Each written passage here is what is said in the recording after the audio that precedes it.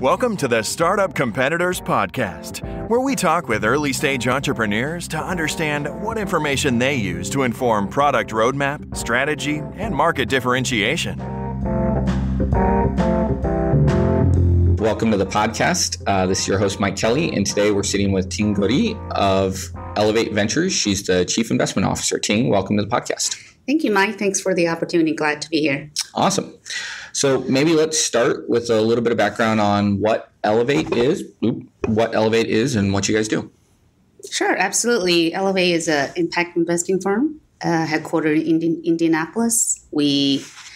Our investment strategy is focused on pre-seed, seed, and early-stage opportunities. We have 7 different investment funds active across those stages of the opportunities. And 5 of them are direct investment funds, and 2 are sort of funds of funds / sidecar programs. So we're very, very active in terms of our investment volume. If not one of the largest, definitely one of the most active in Indiana. In fact, in 2017, we were listed by PitchBook as one of the top 10 global most active seed and early stage investors. And we're the number 1 in the Great Lakes region in terms of deal activity. How many deals did you guys do last year? Or another way to ask that is how many do you anticipate you'll do this year? Yeah, typical volume across all different funds are probably around 50 or 60 in total, a good portion of it in pre-seed stage. To give you kind of a sense of scope of our activities, Mike, we since starting our portfolio in 2010, we invested up to this point, which is early 2018, we put about $75 million total, roughly, into almost 270 companies. And they have, all those companies as a result have also attracted roughly $500 million in capital from other sources. So it's fairly impactful just from that perspective. Awesome. And then in my mind, you've always been with Elevate. Have you been with Elevate since 2010?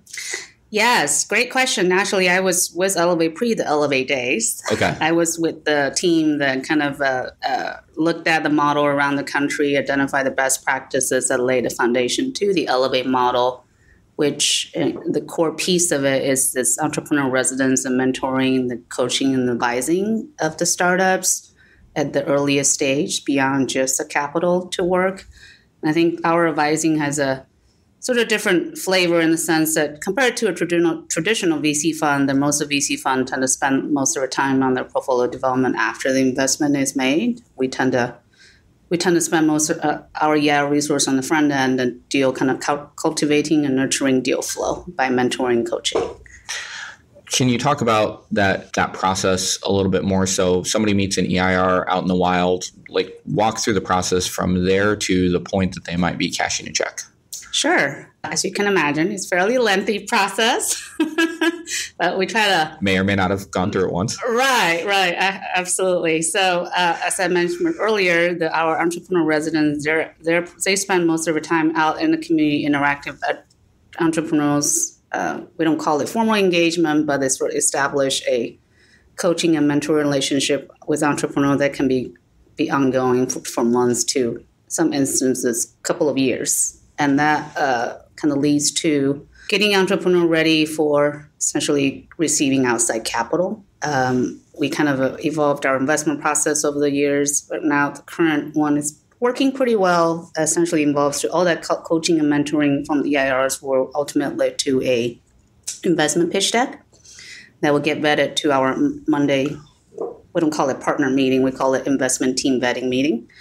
And once that's a go, that's essentially the first opportunity for Elevate to take a look at a particular investment opportunity, say it is at a high level right fit with our investment thesis. It's interesting components in here. We want to move it, spend more time on getting to know the entrepreneurs. Can I ask you a quick question on that meeting? So sure. Because I'm fascinated and curious. It has nothing to do with competition necessarily. Yeah. Is the EIR in that meeting championing the startup, or do you just have a deck and you guys are looking through it and basically making the call of whether or not to move them forward just on the deck alone? The great question. The answer is both. Okay. So we do, every team member look at the deck. The EIR's, the company is not in the meeting, so the Right. EIR's definitely has an opportunity, what we call a deal sponsor. Deal sponsor will have to be able to answer any questions that might come up. So in a way, it is championing in the sense that they have, most of them, especially for the EIR becoming deal sponsor, they have spent quite a bit of time, have made some investment in time and commitment working with entrepreneurs. I think in a way they're emotionally invested, wanted to see the entrepreneur move forward. Yeah, so there's we try to strike the balance in terms of, I know it's tough, especially for the entrepreneur in residence when they have so much emotional involvement. It's a delicate line between advocating and evaluating. Yeah. But everybody, that's why we try to come up with a simple 10 to 12 point checkpoints or scoring points. We call it scoring metrics. So at least give everybody on the same framework to say, this is not about emotional decisions, simply, check, check, check, check, check. Are they fitting the framework? It's been working well so far. Am I allowed to ask what those 10 or 12 points are? Yeah. Well, you can, but I don't remember the themes are good enough. Yes. The buckets, our entire evaluation process, the buckets of factors are pretty consistent. We deliberately set it up, though, essentially team, market, product, customer, and return. And then we'll have specific criteria under each. And the return is the forecasted return for Elevate, right, based on that deal. Mm-hmm. Got it. All right. Jump back to the script. So talk to me a little bit about, as Chief Investment Officer, tell me a little bit about that role and your responsibility. And then I'd love to hear a little bit about your background and what got you to that role. Sure. My primary responsibility here is managing the entire investment, both on the front end, pipeline management. I don't do so much on the deal sourcing side directly, but I work with the EIRs to make sure the right opportunity gets into funnel into our investment pipeline.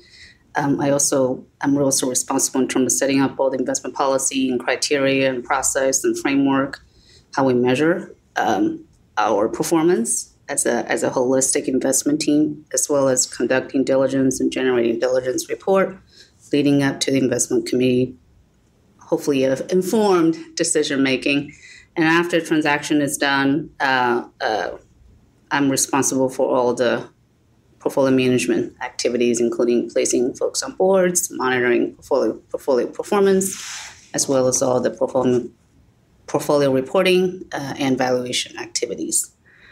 I'm not doing it alone, obviously. We have analysts in our team. We have in-house general counsel, and in parallel, working very closely with EIRs to develop and manage our pipeline.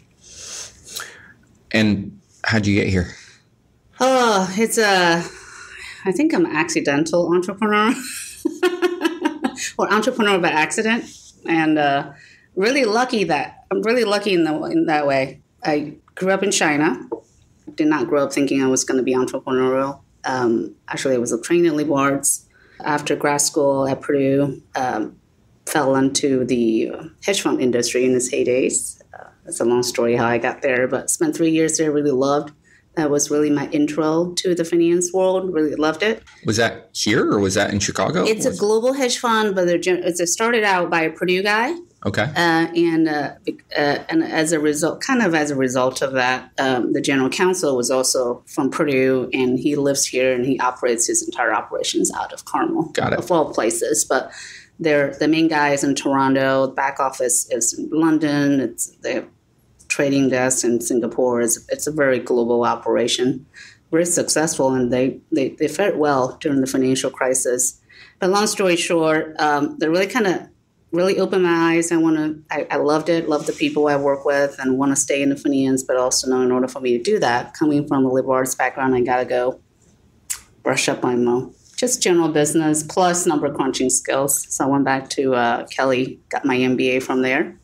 That was right before, I believe, the Great Recession, so the job market and finance started to become a little tough. Ended up taking, again, accidental, ended up taking a summer internship at the 21 Fund at the time. That was still part of was still managed in-house by a team inside the Indiana Economic Development Corporation. And After the summer internship, the full-time opportunity opened up. I liked the opportunity so much. I liked the team that I worked with so much. I understood and believed in the vision at the time, just to make that pool of resources perhaps better utilized, make a bigger impact.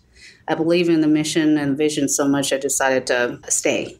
So I ended up spending 2 years there and really work with the team, really led to the founding or spin out of Elevate Ventures. Now we're mostly independent entity. Obviously, the government's still our biggest client, but we're an independent entity that's hopefully building our market credibility as a value-added investor, a needed investor here in this marketplace. Yeah.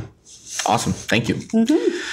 When you're evaluating a deal, how do you think of competition? And that could be as simple as, what are some of the things you're looking for in the competitive landscape, or things that you're not, like red flags, any sort of heuristics around, like either it's when you're looking at that deck for the first time, or when a founder is in the room pitching the things that you're looking to listen for.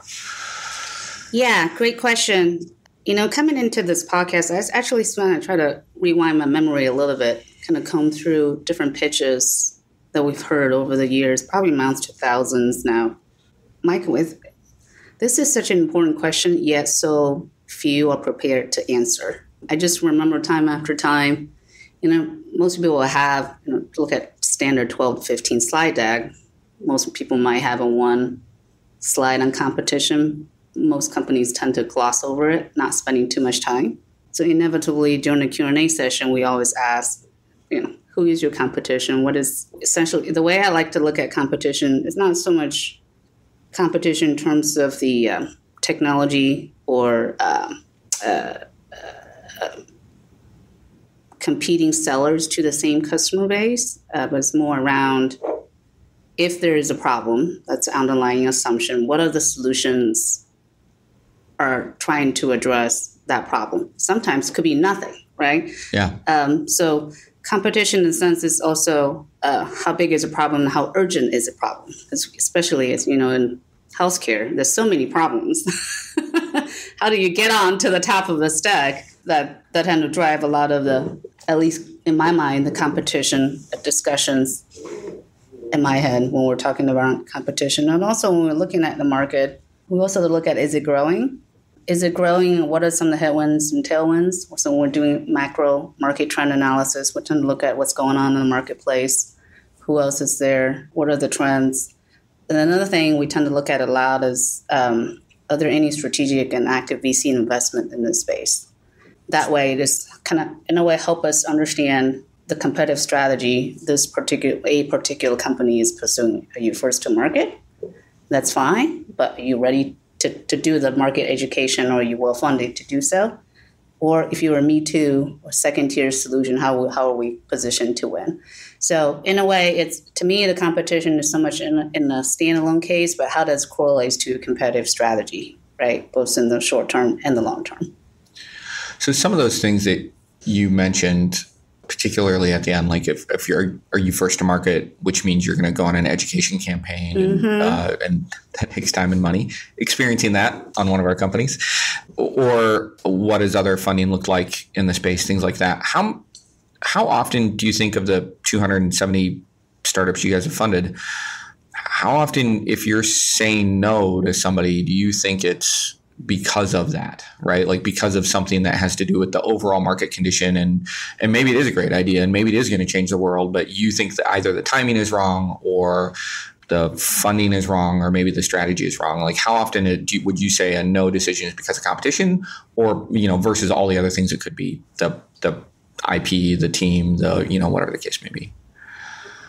Yeah, I would say out of our no's, again, this is just kind of a back of a napkin kind of analysis. Most of the time when we say no, really the top two reasons we say no are team and market. A market, mostly it's around the market opportunity, around competitive, the right timing. Is this particular opportunity position, or this particular business position to win? Sometimes the opportunity is right, but you're coming on and say, I'm going to be the next e-commerce site, take on Amazon. You got to better make a really compelling case why you think that's feasible, right? And a lot of times, in my mind, these two team markets sort of are correlated in a way that, I don't pretend to know everything or be intimately familiar with a variety of market opportunities we're looking at. So to me, it's more a discovery process in terms of how the entrepreneurs get to the conclusion they did. For me, it's more understanding of that process. Have they gone through some validation? It's more than not so much the how, but more the why. Yeah. For instance, we see very familiar with this competitive table, the feature set competitive table, right? All the checks and this one has and the competitors don't. Our column has all of the checks. Yeah, they all don't. the checks. And the immediate question I have in my mind is, okay, you come to that conclusion that based on your conversation with the potential customers, or is it just something in your head? Right? It's all I think to me is more the underlying work that leading up to either that, the XY chart or a checks table. Yeah. When you think of the market opportunity, you're talking about let's say we're both holding a coffee cup, right? So let's say I have a new innovation in the coffee cup space. It's going to keep your solar powered coffee cup. It's going to keep your coffee warm longer because you drink so much coffee outside, apparently. I don't know. So if I'm the entrepreneur, right, I want to pitch drinkware as a $50 billion market annually, right? I'm going to go for the biggest top line number that I possibly can, which encompasses all drinkware everywhere, not just coffee cups, right? That's the classic, this is a $50 billion market opportunity. Only 2% of that. Right. So I'm sure you see that all the time. How do you then, or how do the EIRs, because it's probably not you by the time you see it, what is the process of getting to that real number for Elevate, whether it's coaching the entrepreneur or the questions that you're asking? How do you figure out what's the real opportunity that's in front of this product? Yeah, Mike, you're absolutely right. The easier way, as you just described, is a top-down approach. What we always like to see from entrepreneurs is a bottom-up approach, which is what you're thinking you can sell your coffee cups at versus realistically how much you think you can sell, because not everybody's going to buy one. And kind of circle back to the thinking about market size or market competition in general. And in my mind, it's perfectly okay to say our initial set of coffee cups can only sell to this particular customer profile, and that aggregates to a smaller pie. That's initial entry point. But as long as we're able to articulate future growth opportunities, that's a perfectly acceptable solution. It doesn't have to be a $20 billion market day one. More importantly, how can you carve out a niche, maybe make a beachhead and really, really take a position in the marketplace and grow from there? I just felt a little tension in me while you said that. Yeah. Because there's this, and maybe this is wrong, so I'll tell you what the tension is, and maybe I'm overthinking it.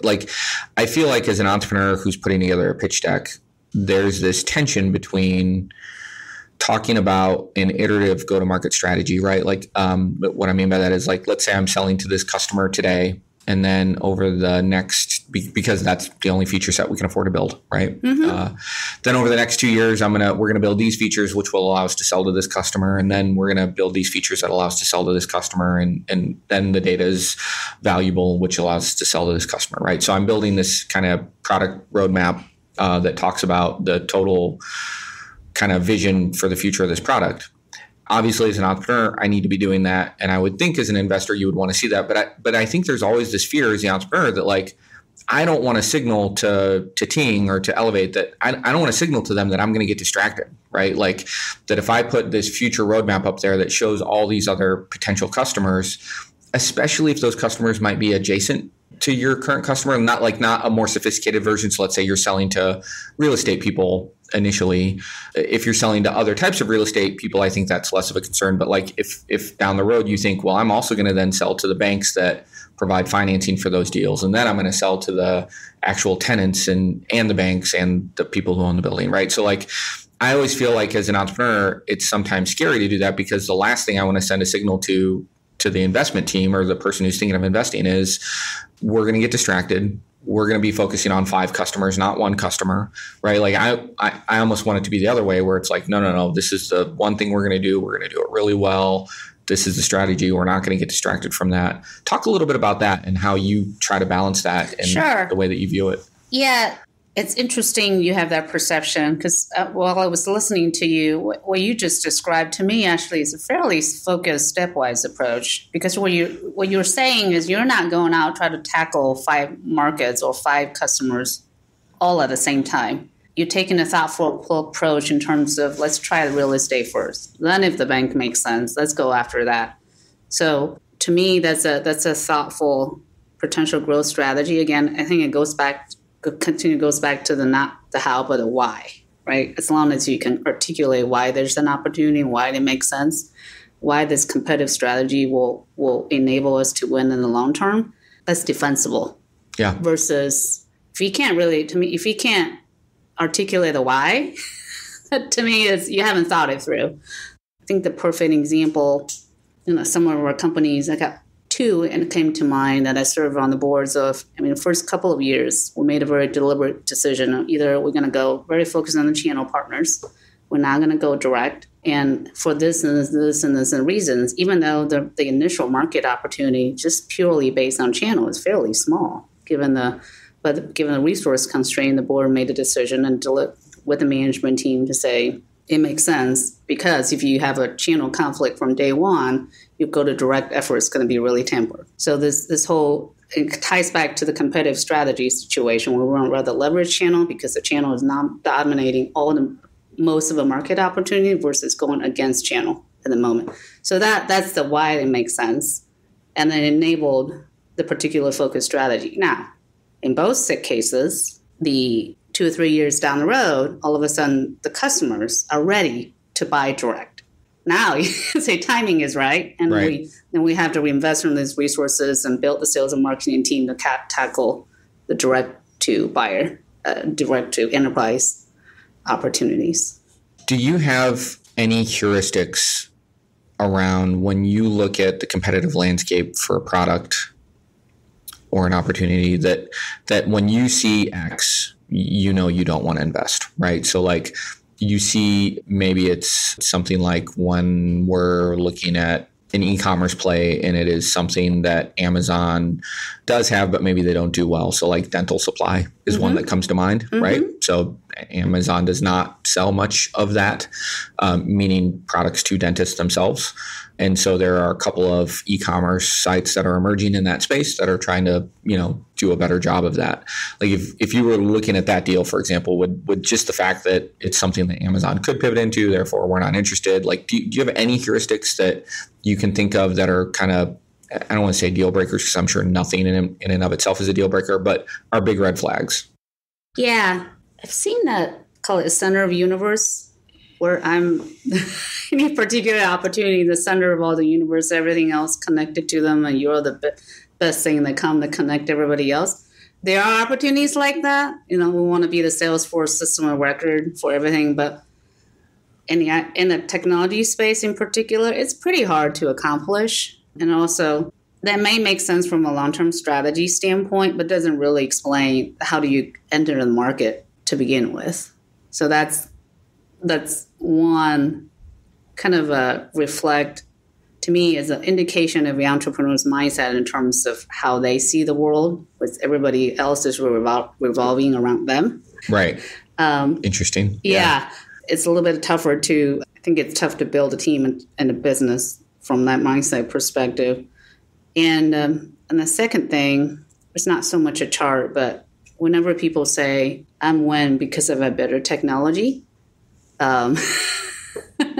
they need to do a little more customer discovery. I remember Tim Kopp said this before, even though, he comes from a very successful technology background in the marketing and sales world. You can have the best technology, but essentially people don't buy technology. People buy from people. Yeah, history is littered with better technology that never made it. Right. Yeah. So those are the 2 glaring ones that I can think of. Maybe some quicker questions or more fun questions. When you reflect back on pitches that you hear, what give me maybe the most awkward moment in a pitch in the last 8 years? Yeah, the most awkward one for me, at least I feel awkward. I'm not sure how the entrepreneurs feel actually. The ones that we get entrepreneurs start talking, spend so much time on the problem as well as the technology at the beginning. Literally went on for probably half an hour, 45 minutes. One case, probably over an hour. The monologue. Nobody was jumping in and interacting. I'm sure we all read blogs, and I believe it because I was the receiving end of it. The first 5 minutes is so critical to capture people's attention. When you are pitching in the room and you're not seeing the reaction from the audience, questions should be popping up in your mind. Are they engaged? Are they interested? Right? When you went on and on for 35 to an hour, 35 minutes to an hour without any engagement from the audience, it's not a good sign. Yeah. How have you seen entrepreneurs capture attention very quickly in the first 5 minutes? Do you have some examples of where you've seen that particularly well done, where it's like, no, I'm sitting up straighter. I'm super engaged. Like, what were they doing that made you sit up straighter and really lean in? Yeah. The ones that really got our attention are the ones, the entrepreneurs bring their team. And we always start with around the table introductions. So when they're there bringing their senior team, and in a way, I understand there's a differences in style in when you're engaging in conversations or communications, but we can hear people's passion and excitement in their own voice. I think that naturally get people a little bit more leaning in and says, hey, they're all really excited versus this monologue going on about the technology. So your voice and your tone, you bring your team, everybody's excited and the passion. Because first thing you want to see is this team passionate about the problem they're solving. You can hear the passion in the voice. That really kind of sets a tone. And two, once you're done selling your team, make sure you do sell your team, because that is the most important thing we look at our stage. And two, once you got some traction, whether it's customer interviews or prospective customers, pre-sold prospective customers, or you have a growth traction beats everything else, right? Even though I can tell you that so many times I've gone through pitches, the entrepreneurs have actually done customer interviews, but they don't bring it up in the entire conversation. And I had to ask the question, so have you done customer interviews? And we've done 100. That's great. Tell us about the customer interviews. What did you learn? Yeah. Exactly. Again, team and customer is what I got. I was the most excited. Team and customer. Yeah. What are some compelling ways that you've seen entrepreneurs package that customer story, whether it's personas, profiles, interview data, analysis data? Like, are there any like particularly innovative ways where you've seen somebody present that data and you're like, whoa, okay, these guys have spent 10,000 hours doing this. Like, that's amazing.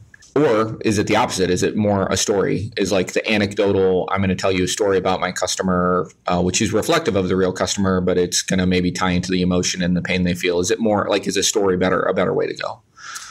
Great question.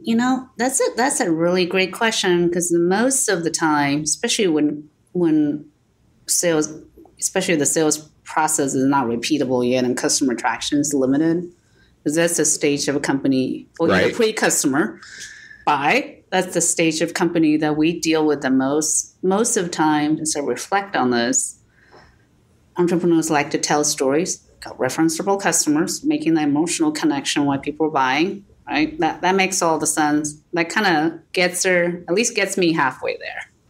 I don't remember the last time somebody pre-packaged a really nice customer metrics or the customer information. I mean, they might show the pipeline, they might show the CAC, they might show the LTV. It's interesting because while you're talking about this, I'm thinking about ways I could have done that better. I'm thinking about ways that now I'm kind of amazed how little attention that has been paid to the tech.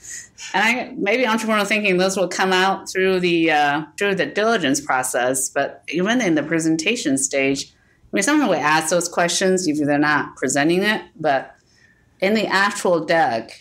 I can't remember one deck, but it didn't kind of presented to us, but it was more getting ready to pitch for Series B. And then really kind of show the chart of CAC and LTV ratio and how do they different channel performance and churn, all that kind of good stuff you expect to see that stage. But at the early revenue stage, most folks they want to show the best they could have done was showing the pipeline, trying to tell the pipeline story with some anecdotes. Yeah. I'm thinking of one of our startups, Waterly, sells to small municipalities. It's for EPA reporting for water treatment. Super exciting space, let me tell you. And one of the awesome things about that business is every single utility manager for every city is listed on a website with their phone number, email. So every single potential buyer for this product, you can scrape off the web, put in a spreadsheet or put in Salesforce or whatever you want and track it. And so what's interesting about that business is we, of course, have that data, and then we segmented it based on the population size of the city, which gives you an idea of complexity, right? Like into our small, medium, large customers. And so we have all of this data. And of course, this is probably the only product that I've worked on where I've seen that kind of like upfront definition of like, this is the total universe of people you can sell to. There are not more. Like it's not like if you go on LinkedIn and you look for this job title, it's like, well, that's probably like 2/3 or maybe 1/3 of the people, you know what I mean? Like, but no, it's like, this is it. Like, and if you strike out on these 700 for the state of Illinois, there's not more. Like that's it. Right. Yeah. So then we went to the next level. Some of the folks on the team have started to pull like demographic data because you can start to correlate. Like, because I have the person's name, maybe you can go to LinkedIn and you can start to see like which ones are older or younger, who's been in their job longer, thus they might feel the pain more, but not too long because then they're established in their ways and they don't want to change. And like, start to pull that kind of profile information. So in the sales cycle, we can decide, all right, where's the best target of opportunity where we're going to get the shorter sales cycle. Not that we won't sell to the other folks, but we need quick wins, right? Because we need revenue. Yep. It's kind of interesting how we've not done that for almost any other product. Right. It's just most of the stuff go to market. So we're going to go to trade shows. Okay. Everybody's going to the trade show. And do we have a differentiated marketing strategy? Yeah. It's interesting. All right. Favorite investment that you've made maybe in the last couple of years that you're really excited about? And you can name them explicitly or not.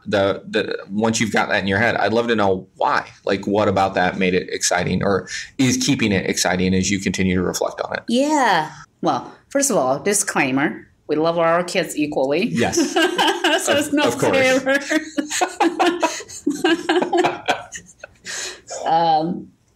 My personal...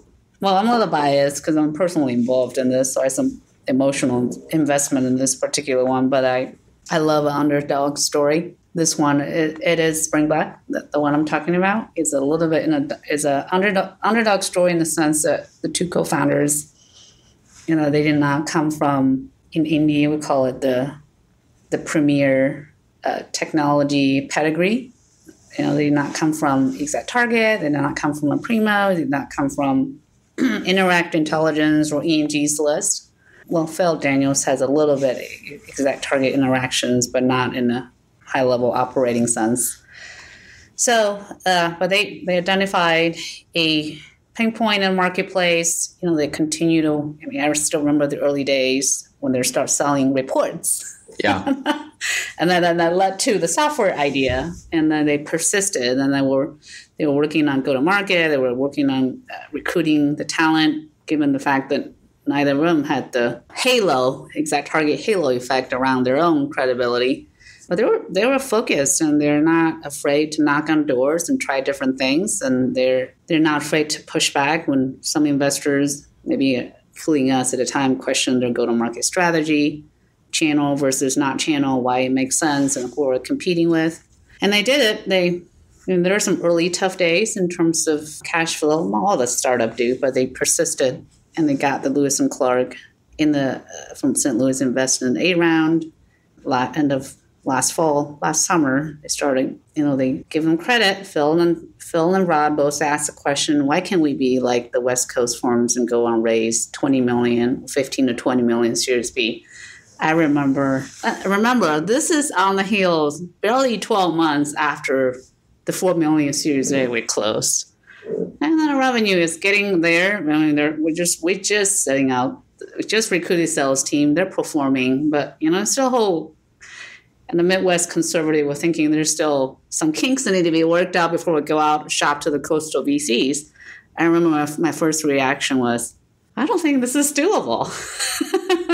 And they did it. And then they went out and did their work and they persisted. Again, I remember also when we were reviewing the deck, one of the things the board had to talk through in terms of be ready to help think through the specific, how do we respond to that question as you look at the founding team, you look at the top level team. None of them have exited the companies in the past.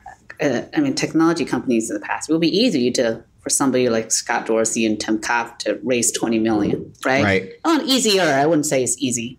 But for Rod and Phil and the team that we had back then, it was a little bit tougher story to tell, but they did a really nice job and they persisted. And we got I could not believe they got the job done. So that was my favorite. That's awesome. Underdog story. But they're not underdog anymore.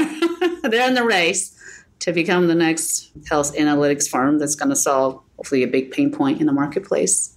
That's awesome. Yeah.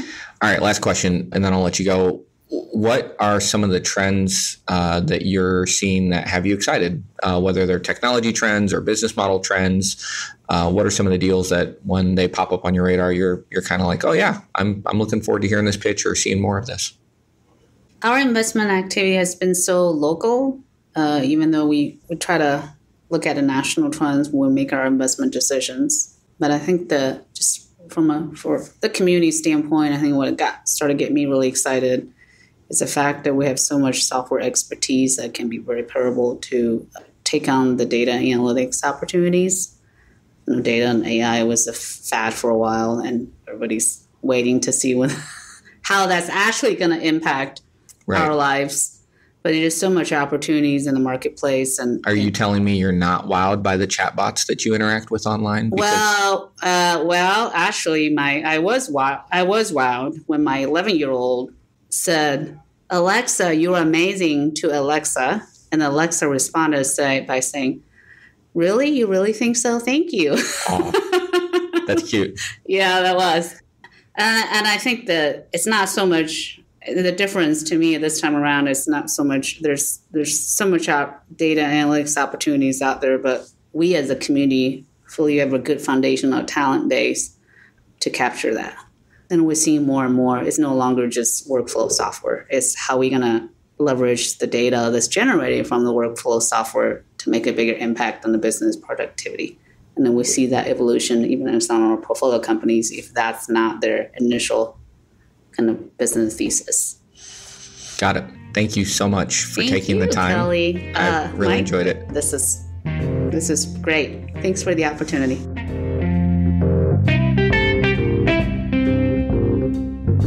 If you're thinking of launching a SaaS product, Startup Competitors can provide data on your closest competitors, survey potential users, or provide other product validation services. Learn more at startupcompetitors.com.